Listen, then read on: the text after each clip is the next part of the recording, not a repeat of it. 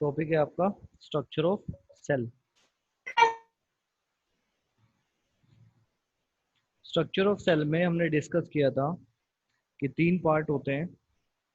First is your cell wall, second is your nucleus and third is your plasma, that is cytoplasm. ठीक है, तो structure of cell.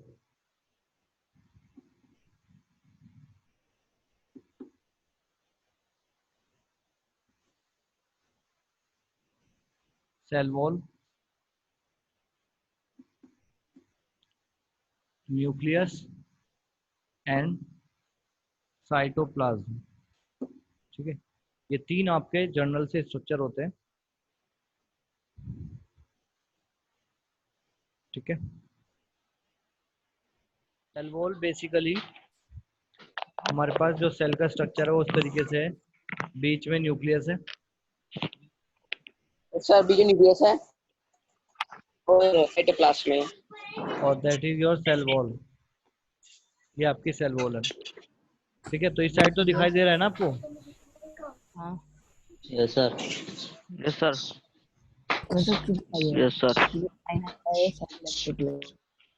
ठीक है, तो ये सेल वॉल है। सेल वॉल क्या करती है, जो भी सेल के अंदर कंटेंट है उसको आउटर एनवायरनमेंट से अलग करती है। ठीक है, आउटर एनवायरनमेंट से अलग करने का मतलब है कि आउटर जो भी चीज है वो डायरेक्टली सेल के अंदर एंटर नहीं कर सकती, और जो इसके अंदर साइटोप्लाज्म है, न्यूक्लियस है, वो एनवायरनमेंट के साथ डायरेक्टली इंटरेक्ट नहीं कर सकता। It is a living part of the cell present in plant and animal. दोनों सेल्स में प्रेजेंट है, प्लांट में प्रेजेंट है और एनिमल में प्रेजेंट है। एंड इट इज लिविंग, ये जो पार्ट है सेल का ये लिविंग है। ठीक है, तो जो सेल वॉल है वो एक लिविंग चीज है। It is very thin, delicate, elastic and selectively permeable membrane.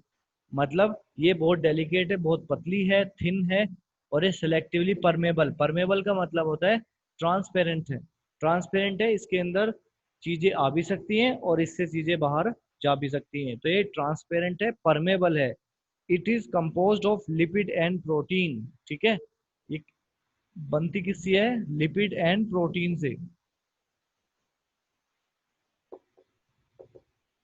Lipid and protein, जो लिपिड और प्रोटीन्स होते हैं उससे सेल वॉल बनती है। तो जितना हम प्रोटीन खाएंगे उतना जो हमारी सेल वॉल होगी वो स्ट्रॉन्ग होगी। ठीक है, फंक्शन क्या है? As it is selectively permeable, it allow the flow of limited substance in and out of the cell. तो इसका फंक्शन यही है कि जो सब्सटेंस अंदर एंटर करना चाहता है, ठीक है, वो एंटर कर सकता है और बाहर से, अंदर से चीजें बाहर भी जा सकती हैं। तो इट इज सेलेक्टिवली परमेबल। तो ये सेल डिसाइड करेगी कि उसको क्या एब्जॉर्ब करना है और सेल ही डिसाइड करेगी कि उसको क्या एक्सक्रीट करना है, बाहर भेजना है। तो ये फंक्शन है किसका? मेम्ब्रेन का। ठीक है, जो आपकी मेम्ब्रेन है दैट इज प्लाज्मा मेम्ब्रेन और सेल मेम्ब्रेन इसका। Now what is cell wall? It is a, next आपका cell wall, it is a non living thick and freely permeable covering made up of cellulose. Cellulose से बनती है। It is present in eukaryotic plant cell, ये plant में ही पाई जाती है। जो आपकी सेल वॉल है ये आपकी प्लांट में ही पाई जाती है। सेल वॉल आपकी केवल प्लांट में पाई जाएगी। और सेल मेम्ब्रेन, सेल मेम्ब्रेन आपकी दोनों प्लांट और एनिमल दोनों में मिलेगी। फंक्शन क्या है सेल वॉल का? It determines the shape and rigidity of the plant cell. जो प्लांट की शेप होती है, साइज होती है, ठीक है, उसको ये डिटरमाइन करेगी। कौन? Cell wall. सेल वॉल इसको डिटरमाइन करेगी कैसी शेप एंड साइज होनी चाहिए।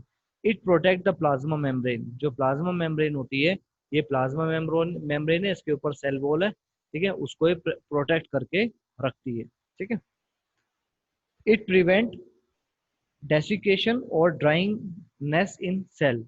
सेल सूख ना जाए उसको ये प्रिवेंट करके रखती है।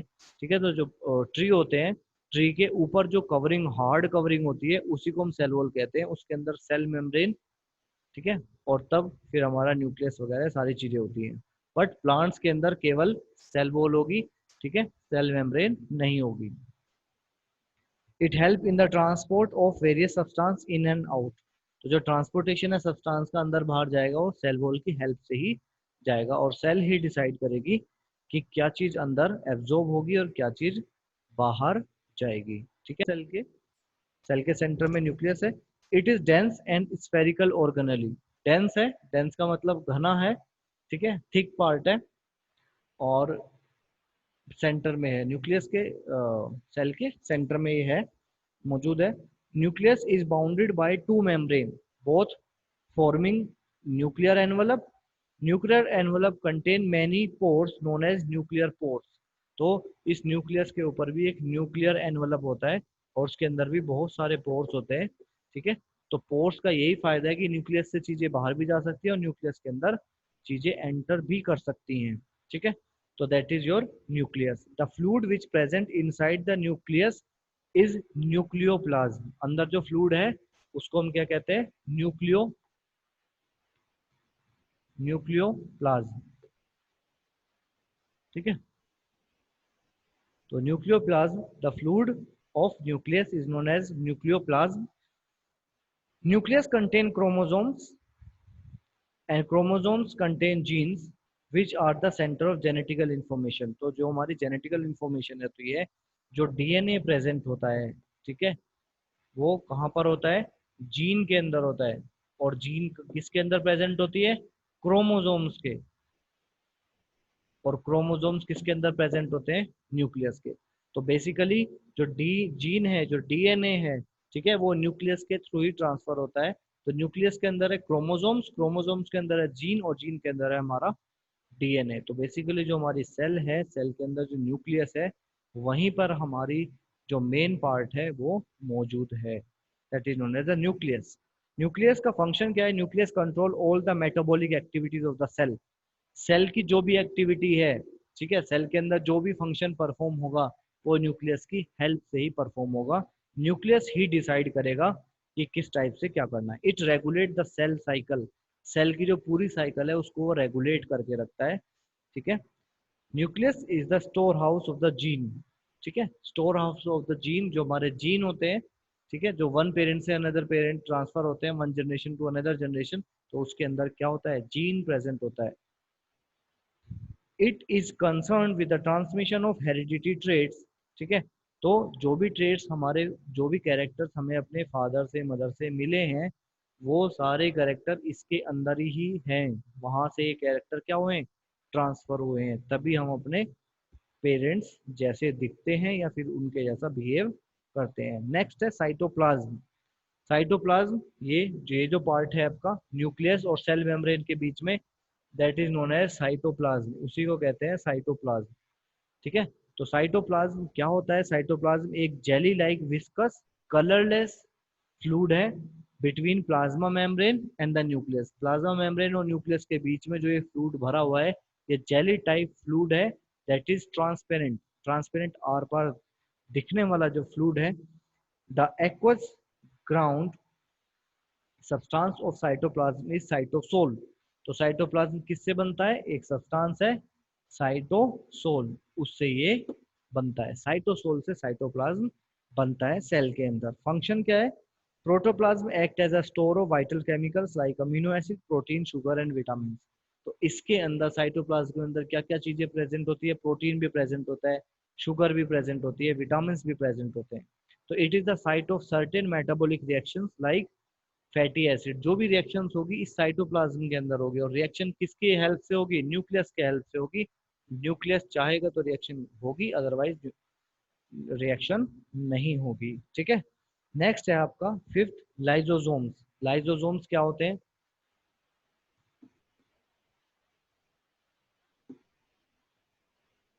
Lysosomes are known as the suicidal suicidal bags. ठीक है,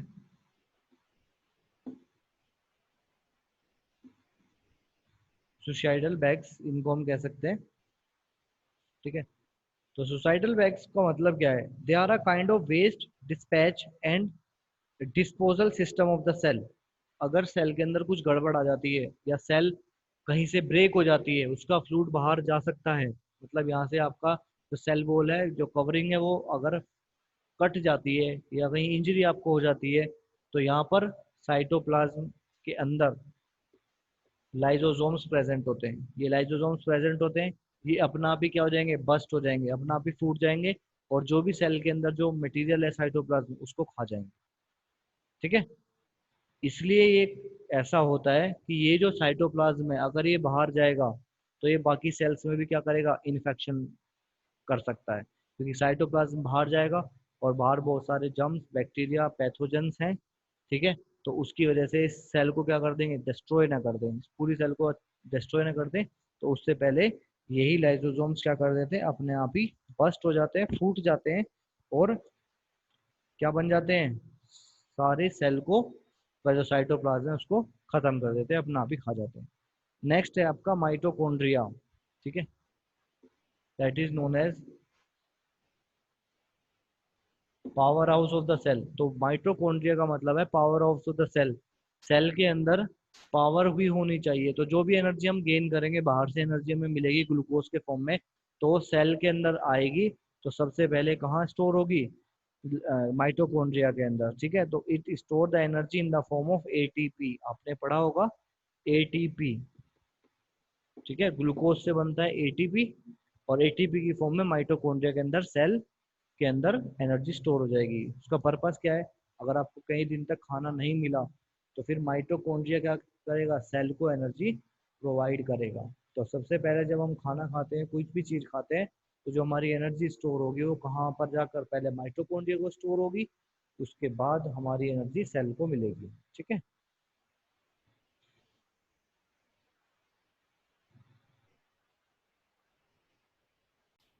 ठीक है। तो नेक्स्ट टॉपिक था हमारा animal cell and plant cell. Animal cell are small in size and oval in shape, but plant cell are larger in size and rectangular in shape. Cell wall is absent. Animal cells में cell wall absent है, तो cell membrane जो है वो present होती है, तो यहाँ पर सेल वॉल प्रेजेंट होता है। ठीक है, प्लांट के अंदर सेल वॉल प्रेजेंट होगा और यहाँ पर सेल वॉल एब्सेंट होगा। अगर सेल वॉल एब्सेंट है तो यहाँ पर सेल मेम्ब्रेन यहाँ पर प्रेजेंट होती है।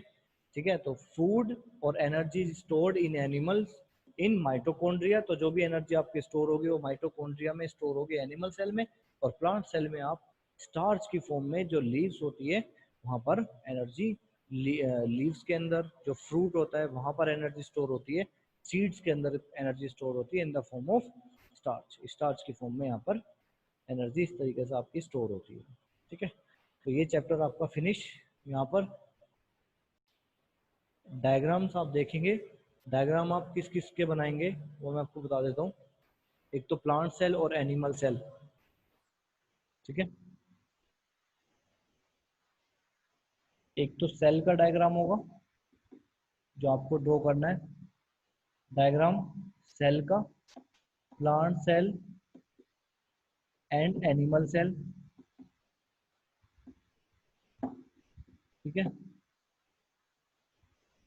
सेल का proper diagram and all its parts, जितने भी पार्ट्स हैं इसके अंदर वो सारे आप डायग्राम बनाकर बताएंगे। माइटोकॉन्ड्रिया है, लाइसोसोम्स है, साइटोप्लाज्म है, इनका सबका फंक्शन भी आप बताएंगे। ठीक है, prokaryotic, eukaryotic, prokaryotic and eukaryotic. ठीक है, तो प्रोकैरियोटिक एंड यूकैरियोटिक इनका आपको डायग्राम बनाना है। ठीक है, तो ये सारे डायग्राम आपको बना लेने हैं। ठीक।